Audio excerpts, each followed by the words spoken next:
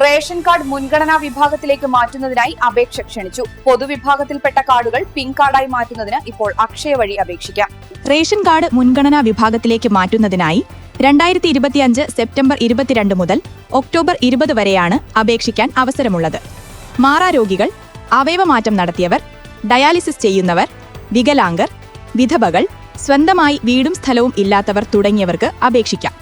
അപേക്ഷിക്കുന്നതിനായി വരുമാന certificate, BPL certificate, medical certificate, മറ്റ് യോഗ്യത തെളിയിക്കുന്ന സർട്ടിഫിക്കറ്റുകൾ എന്നിവ ആവശ്യമാണ്.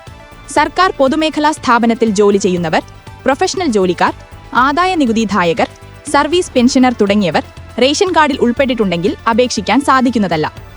കൂടാതെ 1000 ചതുരശ്ര അടിയിൽ കൂടുതൽ വിസ്തീർണമുള്ള വീടുള്ളവർ, 4 ചക്രമോ അതിനു മുകളിലോ വാഹനമുള്ളവർ, 1 ഏക്കറിലധികം ഭൂമി കൈവശമുള്ളവർ, 25,000 രൂപയും കൂടുതൽ പ്രതിമാസ വരുമാനമുള്ളവർ തുടങ്ങിയവർ റേഷൻ കാർഡിൽ ഉൾപ്പെട്ടിട്ടുണ്ടെങ്കിലും അപേക്ഷിക്കാൻ സാധിക്കുന്നതല്ല. അക്ഷയ കേന്ദ്രം വഴി അപേക്ഷ സമർപ്പിക്കേണ്ട അവസാന തീയതി 2025 ഒക്ടോബർ 20 ആണ്. എല്ലാവിധ ഓൺലൈൻ സേവനങ്ങൾക്കും സർക്കാരിന്റെ ഔദ്യോഗിക സേവന കേന്ദ്രമായ അക്ഷയ കേന്ദ്രം മാത്രം ആശ്രയിക്കുക. മറ്റ് വ്യാജ കേന്ദ്രങ്ങളിൽ പോയി വഞ്ചിതരാകാതിരിക്കുക.